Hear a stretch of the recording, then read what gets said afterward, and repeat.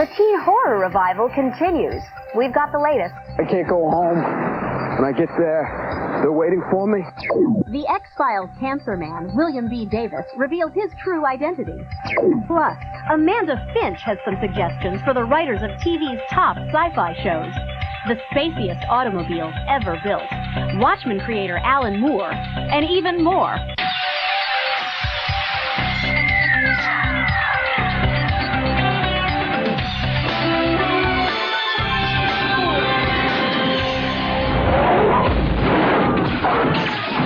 Godzilla attacks Tokyo. Here are the details from this week's Sci-Fi Wire. The new Godzilla film opened big in Japan, but audience reaction has been mixed. The film's opening day attendance was close to 500,000, shattering Lost World's first-day record of 350,000. But many Japanese fans were shocked by the redesign of their beloved monster. It seems in Japan, the original Godzilla is more than a movie monster. He's a folk hero and cultural icon.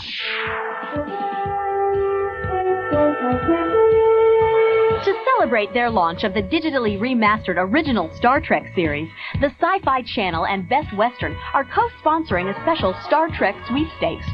The grand prize is a 7-day trip for two to Dusseldorf, Germany, to attend the premiere of the Star Trek World Tour, an incredible live Federation adventure featuring a walkthrough recreation of the USS Enterprise. You can enter at any Best Western, participating budget rent-a-car locations, on the Dominion website, or by sending a postcard with your name, address, phone number, and date of birth to the Star Trek Sweepstakes, P.O. Box 38, New York, New York, 10185. But you must be at least 21 to enter. The Hitchhiker's Guide to the Galaxy, a sort of electronic book. Tells you everything you want to know. Douglas Adams' humorous sci-fi novel, The Hitchhiker's Guide to the Galaxy, is heading for the big screen. Adams is currently scripting the film with director Jay Roach, best known for his hit film Austin Powers. The pair expects to finish the script soon, with pre-production beginning in early '99 for a summer 2000 release. Stay on top of all the latest sci-fi news by checking the online Sci-Fi Wire. Just point your browser to www.sci-fi.com.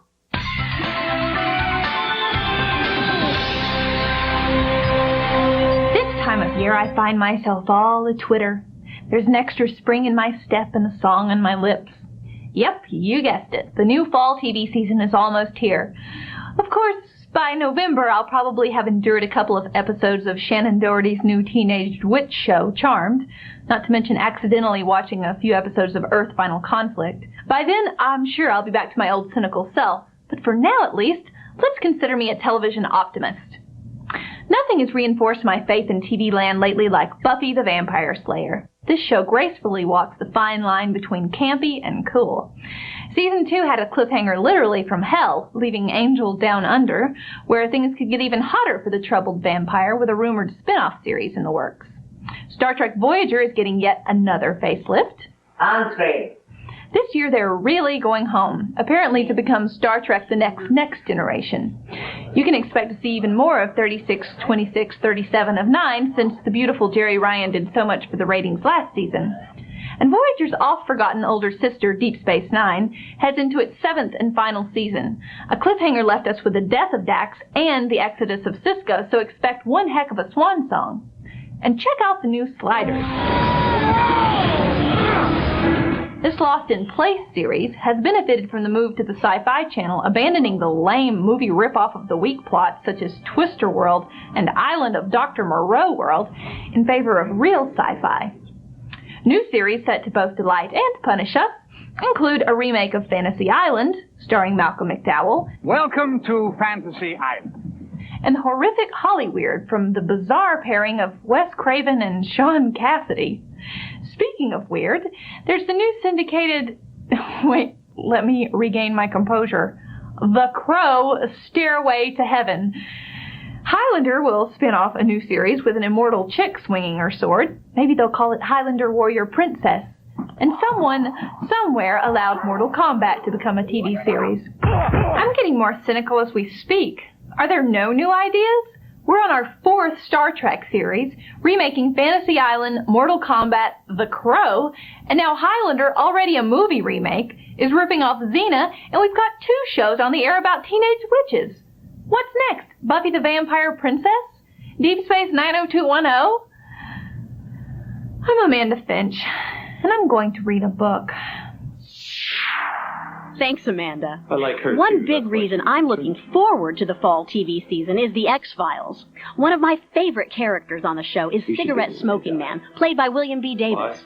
We actually got to talk with Mr. Davis at an X-Files convention this summer, and after cutting through the smoke screen, I found a fascinating actor. I'm in the game because I believe what I'm doing is right. If people were to know of the things that I know, it would all fall apart.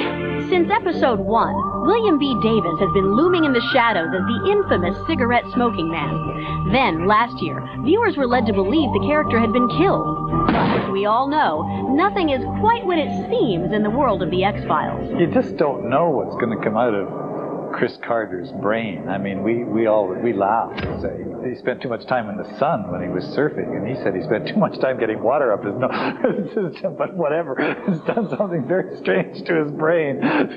So something always comes out different than you would ever expect, which is terrific. There are complications. Mulder saw one of the infected bodies that we destroyed in Dallas. While the X-Files movie continues to put forth theories on alien invasions, Davis has his own belief on the subject. Well, I won't say I never did. When I was in grade 10, I think I did believe in flying saucers, as we called them then. And actually, I won awards in a public speaking contest, arguing in favor of the existence of flying saucers. But as I became older and wiser, I haven't. The onus of proof, in a way, is really on the people who say it exists, not the people who say it doesn't. When he's not involved with alien discussions on or off screen, Davis can often be found donning a wetsuit. The 60-year-old actor is a champion water skier. I've been doing it for a lot of years, and it's kind of what one does, you know. It also keeps me in shape and all that kind of stuff, or I keep in shape in order to be able to do that, which is great, and defies age in a way, you know. I compete against people in their 70s, still ski really well. I may have located the digital tape that you're looking for. You may have located it. Yes, so there's a great chance it may fall into the hands of people who might use it for purposes not your own. You want to work a deal? Is that what this is? Davis has been acting since age 11 and is a long-time TV veteran. However, it's only now through his exposure on X-Files that viewers recognize him in public. The ones who talk to me are all quite clear of the difference between the actor and the character. So without exception, my contact with fans on the street or wherever has been pleasant, and they've all been respectful, and so that's been. But there's something that's maybe surprising to you and surprising to me. There are actually people out there who don't watch the show, and they don't know who I am. They think I'm just an ordinary person. It's very odd.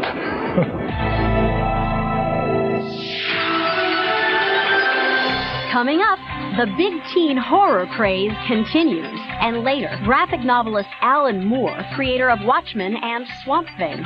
What brand of cigarettes does Cancer Man smoke? The answer, after this. Cancer Man smokes a fictional brand of cigarettes called Morley's. In reality, non-smoker William B. Davis is puffing on herbal cigarettes. Teen horror movies have been all the rage in Hollywood since the success of Scream. The most recent one is Disturbing Behavior. Now, movie reviewers keep wondering why so many of these films are getting made. So we asked some of the young stars for their opinions. Gavin thinks some sinister force is taking over the Cradle Bay meatheads. You know what it is. A sinister force? Evil. Nowhere to turn, nowhere to trust, altogether ooky. Katie Holmes, the young star of TV's Dawson's Creek, makes her horror debut in Disturbing Behavior. Well, I think the new influx of teenage films are so popular because they're not condescending to the audience. They give kids credit for being intelligent. They don't spell everything out for them, and they present them with things that really make them think. Those involved with disturbing behavior hope to take elements that were successful in Scream, but create a movie that will stand on its own. I know I'm not supposed to be doing this. It's bad. Wrong. Bad. Oh, it's not bad. It's different than Scream. It's more of a psychological thriller. You know, it's more of a kind of make you get under your skin and make you paranoid kind of movie, and that's totally different than Scream. Before the year's out, expect to see even more teen horror films. Every Hollywood studio wants a box office hit they can scream about. I've read so many scripts that are kind of like Scream knockoffs. And I don't mean to be mean or anything, but there's just a lot of them, and I think that happens in Hollywood. I mean, one thing is a success, and then you see so many that try to be like that. I was attracted to disturbing behavior because although it was part of the horror genre, it's a little different. Director David Nutter, who has overseen numerous X-Files episodes, makes his feature film debut with Disturbing Behavior. And action! He admits that the 6-year-old Disturbing Behavior script probably would not have been made were it not for Scream's success. You have people that say, oh, well, that movie did well, let's make more like that, or whatever. The number one thing is to try not to lose the heart of the picture. And to me, this picture was one that I felt was hopefully influenced as much by X-Files, which is something that I'm really part of, as to Scream. I can't go home. When I get there, they're waiting for me. Don't leave me alone like this! The man who inspired films like Disturbing Behavior is Scream screenwriter Kevin Williamson. He's now an executive producer on the teen horror film Halloween H2O. How does he feel about all this teen horror hoopla? Hey, you know, I'm just so happy Scream turned out well and that it was so successful, and you know, if it spawns some more stories, you know, hopefully they'll be good. You know, all these horror movies will probably come out, the genre will die again, and then who knows, maybe it'll take another horror movie to reinvent itself. You know, maybe like Scream 3 or something, you know, so we'll see.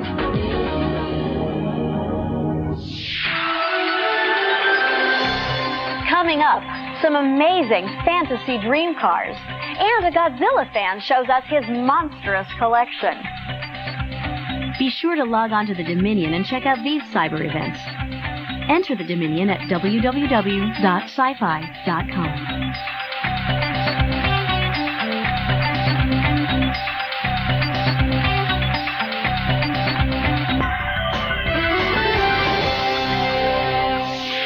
If you drive a car, you're going to love this museum we've discovered. I had the opportunity to get up close and personal with some of the spaciest autos ever built.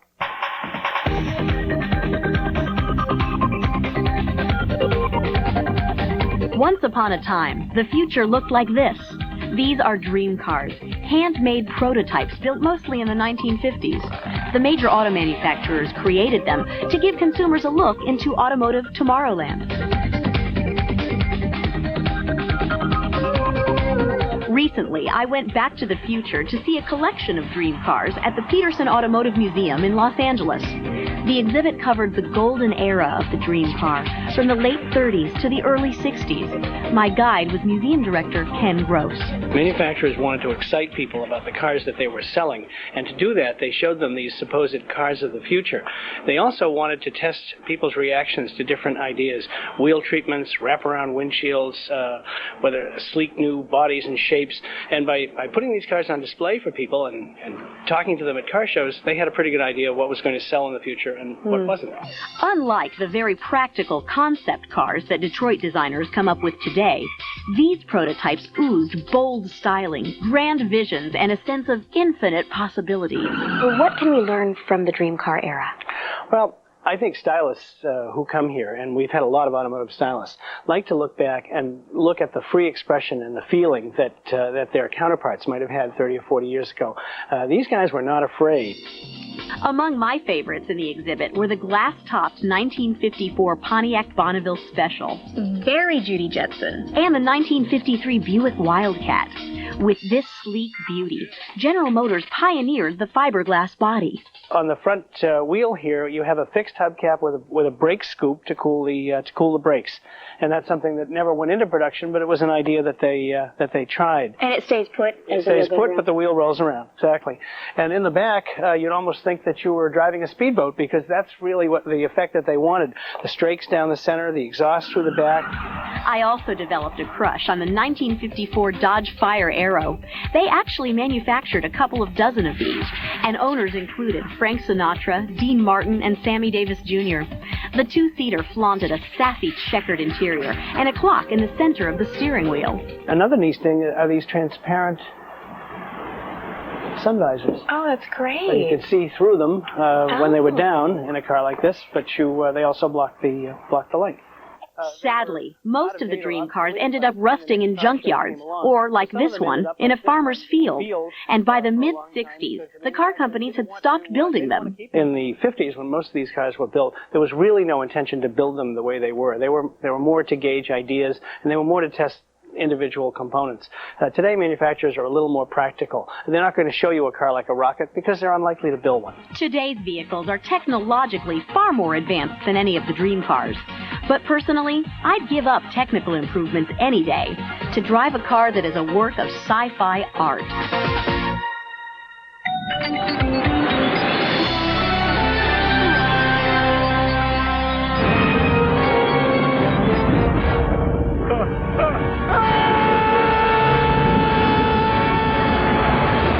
When Godzilla opened in the early summer, we had longtime Godzilla fan Sean Sheridan give us his opinion of the movie, which led some viewers to ask, what makes this guy a Godzilla expert anyway? Well, see for yourself.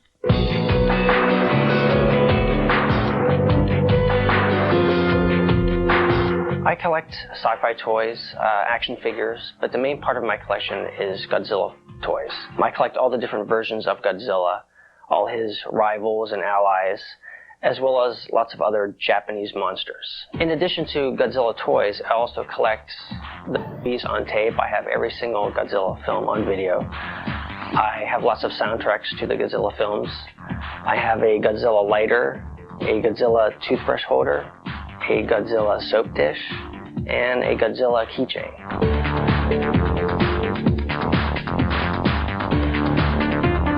I remember when I was a little kid, I would be arguing with my friends about who was the toughest monster, Godzilla or Ghidorah or Mothra, and that was really great.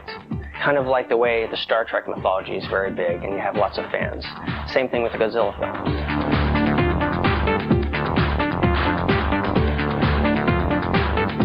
My girlfriend collects mostly toy robots, and she kind of got into collecting from me, I think. I mean, she always was kind of into sci-fi, but I think she caught the hardcore collecting bug from me. So what is this? This is a Godzilla bank. One of these sources for my collecting is a place called Time Travelers in Culver City, California, which is an antique toy mall. There are not really many places around in America that you can just go into a store and get Godzilla figures. You have to go to conventions or mail orders or internet sites. So for the real true Godzilla fan, they really have to kind of work hard at finding the really good stuff, and that's kind of part of the fun. I always thought when I was young that Godzilla was more than just a special effect. He was a real character. He was the character in the movies. He was the most interesting thing about the movie. He was very kind of ambiguous. He was kind of scary, but also kind of really cool at the same time.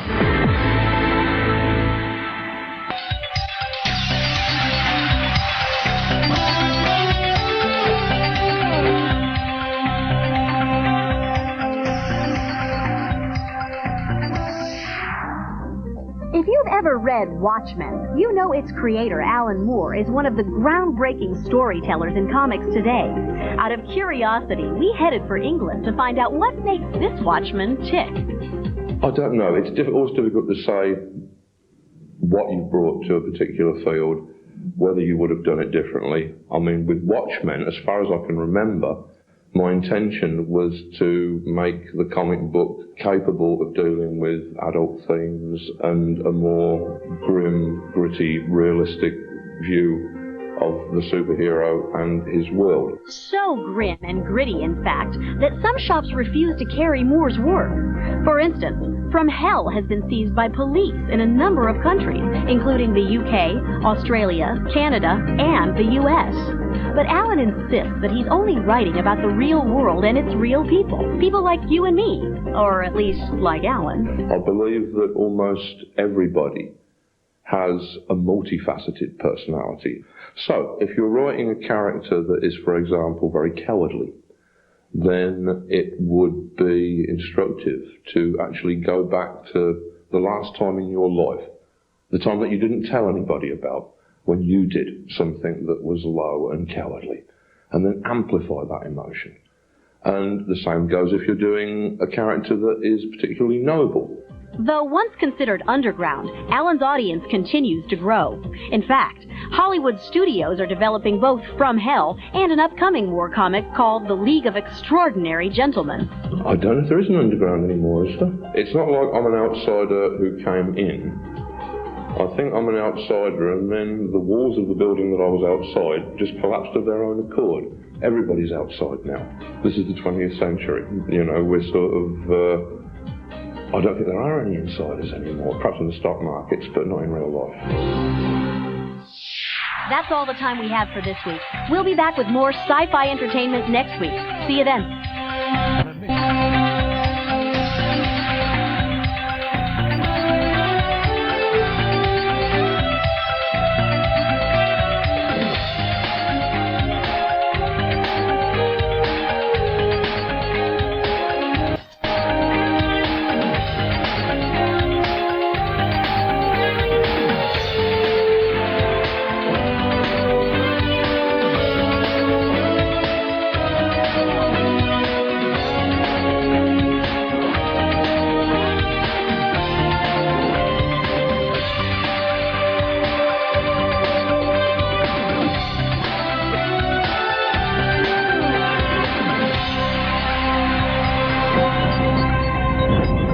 Produced in association with the Sci-Fi Channel.